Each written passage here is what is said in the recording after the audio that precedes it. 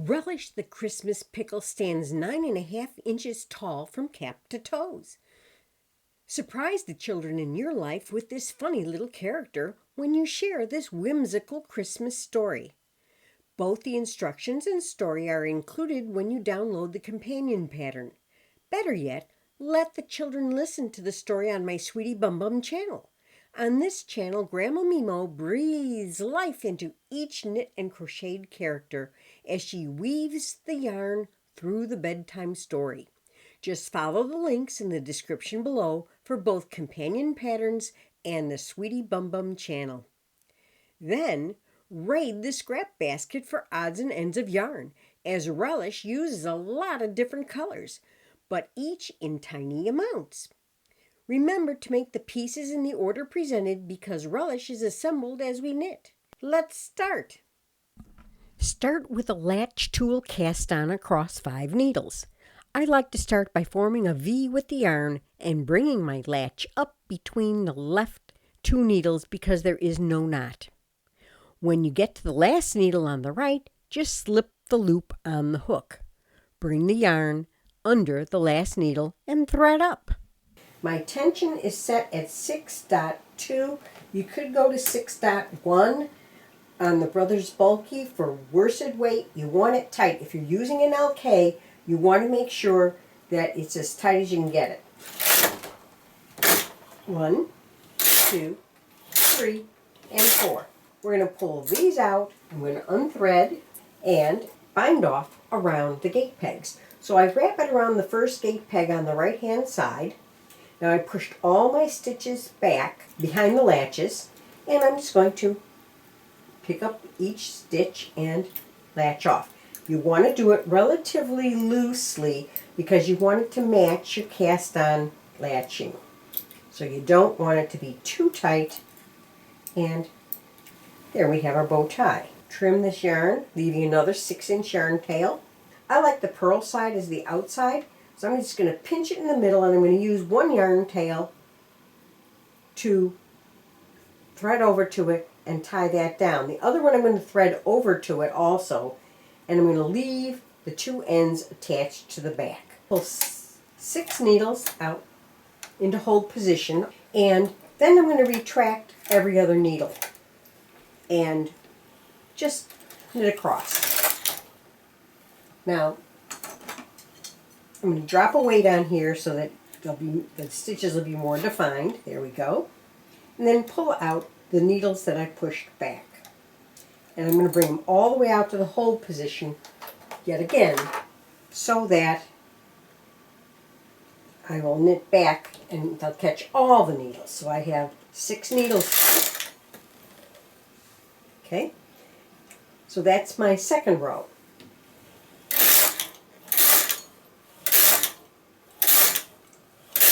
So I'm doing 5 more rows. So that's a total of 7 rows. Then I'm going to cut this yarn, leaving a little bit of a yarn tail. I'm going to take every other needle to hold, and I'm going to transfer those stitches to adjacent needles. Then I'm going to bring them together so there's 3 in a row.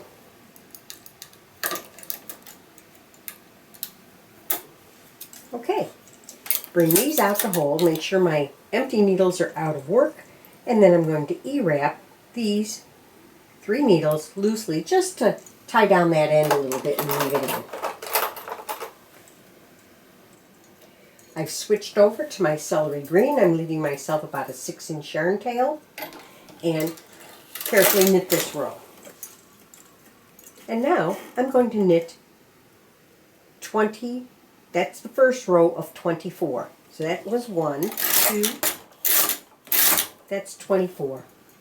On this end, I'm going to cut my yarn, but I'm going to leave myself a little bit longer yarn tail, about 8 inches. I'm going to come back under here and E-wrap this one, just to tie it down a little bit more. And knit 1 row, carefully. Now, this is where the fun begins. We're going to transfer the edge stitches out.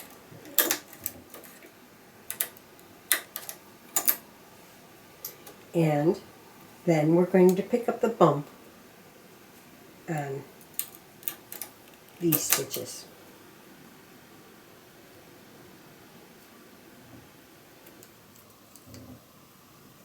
I'll get this other one and put that one right there. But that gives us only 5 stitches. So I'm going to bring out the needle on the side with my yarn tail. And I'm just going to E-wrap that. So now I have my 6 stitches. And now I'm going to knit 6 more rows.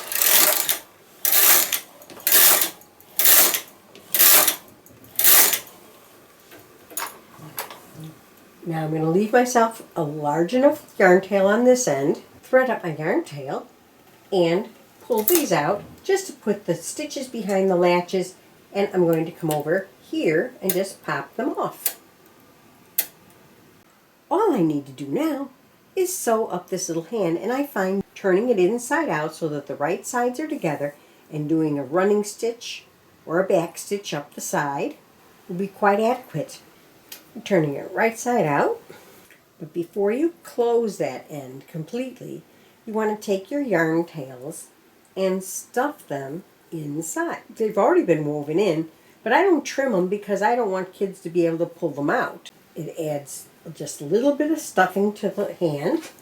If you need a little bit more stuffing, you can go here and just supplement it with a little polyester, and there you have the little hand. Now, once you get the stuffing all in there, you want to take a couple of stitches back and forth just to close that up. The other thing that you want to do to the hand is you want to make a few stitches on the end with a red. Now, I've split the plies on this yarn so it's easier to embroider with. And all I'm doing is doing a couple little stitches back and forth, so it looks like a little pimento on the end of the olive hand. Once you have those all prepared, what you want to do is you want to count back 7 stitches from the color change here and 7 stitches from the color change here and mark them with your little markers. Likewise, the legs are done exactly the same way, except the colors are different. And you count back and mark the 9th stitch from either of the edges. You will also need an 18-inch piece of orange yarn and a 24-inch piece of white. I'm threaded up with green and red, and I'm going to pull out 20 needles. And this is important that you center them. We have 10 on each side of 0. To start, I'm going to take every other needle out of work, thread my green up into my carriage. I'm going to leave myself about a 6-inch yarn tail, maybe a little bit longer, 8-inch yarn tail, and I'm going to knit across. I'm going to hang my cast-on comb, just because I can. And we'll get that in there. There we go. I'll put one little weight on it. It doesn't need a lot of weight, just to hold it into place. And I'm going to bring up the needles that I took out of work. Make sure you get number 10 over here. Now I'm going to knit my second row, and then I'm going to knit until row counter 8. At 8, we're going to attach the legs. So what I'm going to do is I'm going to pull out needle 5, 6 on the right and 5 and 6 on the left. I'm going to transfer these off for just a second. All I'm trying to do is pull out enough stitches so that I can stick this in that little hole. Now I want the needles to be placed on the outside, the stitches to be on the outside, so it's coming up in between those two. And I'm going to go find that marker. Okay, so this is the stitch with the marker right here, and I'm just going to put that on that needle. And I can remove this marker, or I could leave it down there, but I think I'm going to remove it. It'll just get in the way. So that one's in. Okay, now I'm going to go over to this side. And on this side, I'm going to take off these stitches, pull that out, stick my little leg in that little hole. Now this is going to stretch a little bit, but that's okay. Okay, I'm going to put my stitches back on just as soon as I get that leg into that little hole. Hang that, and then I'm going to find this needle. There it is. I got it on my eyelet.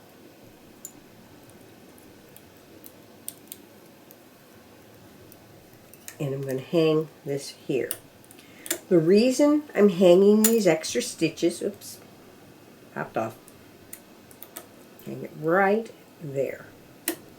The reason I'm hanging those extra stitches, all it does is it locks that little leg in place so that children can't pull it sideways and get it off uneven, or pull it out all together if they're playing with it. Okay, so now I'm ready. I'm going to bring these two out because they're going to be a little harder to knit, and I'm going to knit until row 12. Now this one you got to be careful. There we go. See how it fastened it in? Perfect. 1, that's 9, 10, 11, and 12. Now I'm going to attach the arms in a very similar way, but this time I'm going to select needle 4 and 5 on each side, 4 and 5, and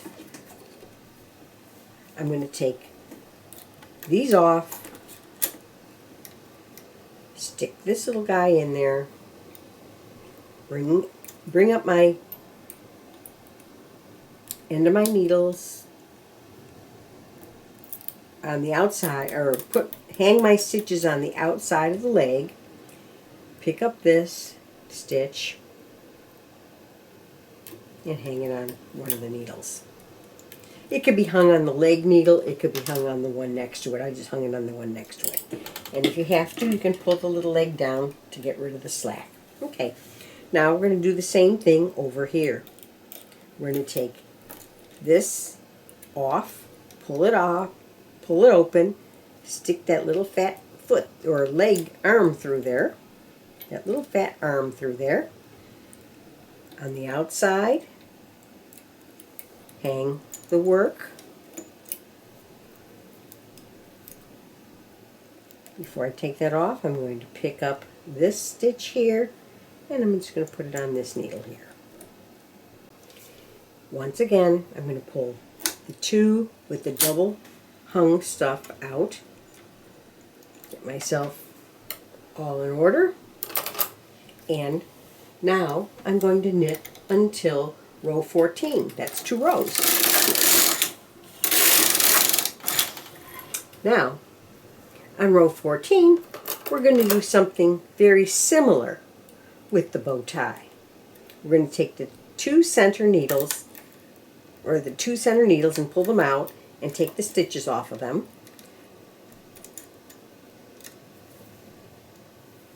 Tuck the little bow tie in there.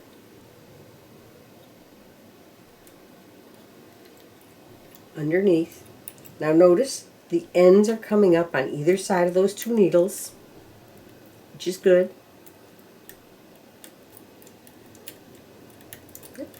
Now put those stitches back on, and this time I'm just going to tie a knot.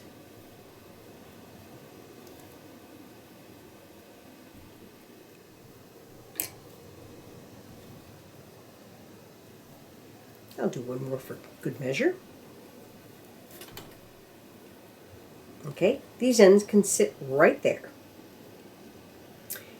Now, I'm going to pull these out so they knit off, because I got them a little tighter. And now I'm going to knit to row 22. Now, we're going to deal with these 2 stitches, these 2 center stitches yet again. because now we're going to add the nose. So I'm going to just wrap these around like that.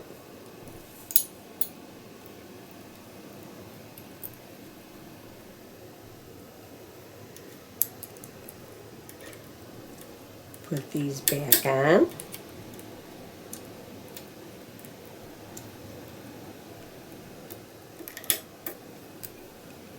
And I'm going to tie this end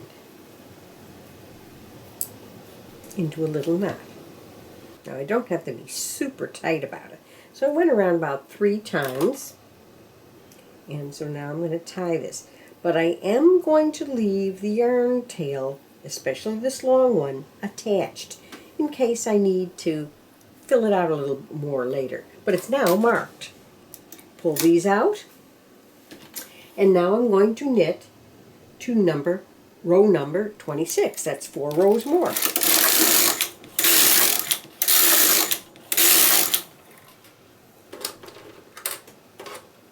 Now, the eyes are on stitches 2 and 3 on both sides. So, I'm going to do a very similar thing. I'm going to pull these 2 out and off, and I'm just going to wrap it around. Okay, that's 4 on that one. So I'm going to come across, and I'm going to end in the center. Slip these back on, the needles. Then I'm going to pass over and take these 2 off.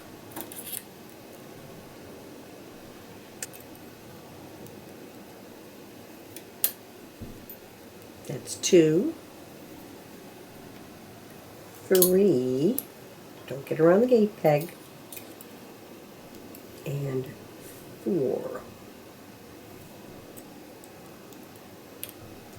Put these guys back on. Now, I'm going to just leave these here because I may need them later when I turn it and finish it. Okay. So now I have the eyes placed. And I'm going to knit till row 32. That's 6 more rows. I'm going to unthread my green and thread up my white. And I'm going to knit 4 rows. Lift up the bumps from the first row of white. Now, my beginning end, what I'm going to do, I have 1 more stitch to pick up here, and there it is, right there. I'm going to take this last end, and I am going to pull out a few needles. I'm going to do a quick E-wrap, because I only need 1 white end when I'm all done. Thread up my red, and I'm going to knit 3 rows. What I'm going to do is bring all these out so that I can help the carriage along.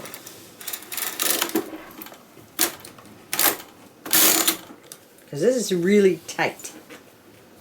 That's my first row, second row. My tension is, usually I would do it on 10, and I'm on 6. 3. Beautiful. I'm going to transfer every 4th needle, so I can just pull them out. And I pull them out so that I know which ones I'm transferring.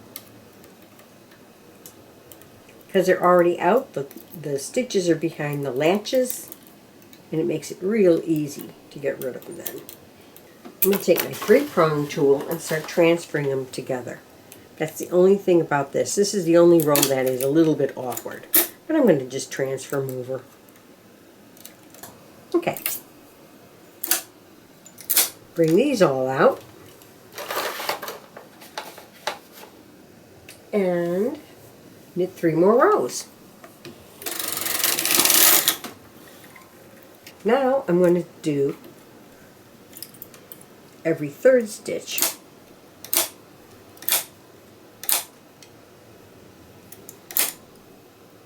Those are the ones I'm transferring.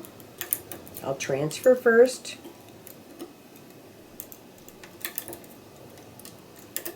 Now you can go to the right or the left, it doesn't matter, but since I started counting from the left, my third stitch fell right on the edge stitch, just like before.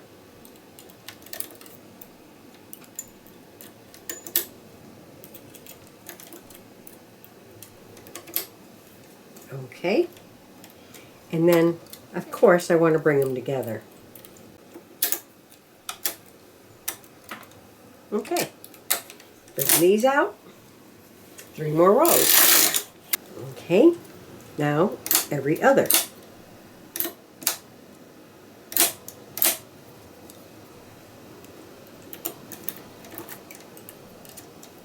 One.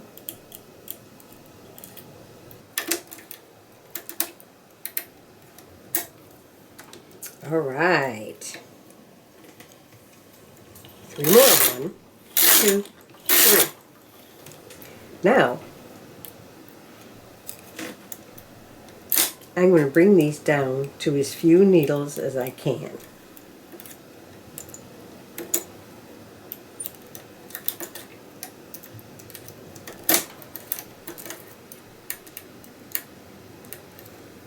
So I'm taking 2 more decreases, so I'm getting down to 3 needles. I am now going to cut my red. I'm just going to switch to my white. I'm going to do 4 rows. Thread up my darning needle. Pull these out all out to hold. Pop these off. This is a mess. Ah! So now I have to unbury my little guy. So here's my little guy from the back. All these little parts are here, no problem. When I turn him over, he's mostly assembled. Use the red yarn tails to sew the seam on the back of the cap. Then use the white yarn tails to finish the trim and shape the pom-pom at the tip of the cap. Don't bother to trim the ends, just stuff them into the cap. All the ends can become part of the stuffing, but leave them attached. Before you sew the body, pull the yarn tails from the nose, eyes, and bow tie to the outside, emerging close to the related feature. Use the orange to enhance and shape the nose. The white can be used to create bulging eyes. While you can complete the facial features at this point, after making a few pickles, I really think it's easiest to finish the features after the doll is stuffed. With yellow, stitch the bow tie at the center to secure. Return to the bottom of the doll and pull the green yarn tail from the cast-on row to draw up the bottom of the body. Stuff the cavity and use the yarn tail to sew the green part of the seam. Split out 1 ply from a 10-inch piece of black yarn and embroider the pupils. Split a piece of red and use 2 plies to embroider his smile. The last thing to do is to dot a little fray check on his eyes, nose, mouth, and the tips of his hands to make sure the embroidery details are secure. My workroom has been invaded. I hope you enjoyed learning how to machine knit the Christmas pickle. Merry Christmas! Please take a moment to subscribe and ring the bell to receive notifications of upcoming videos and events. Happy machine knitting!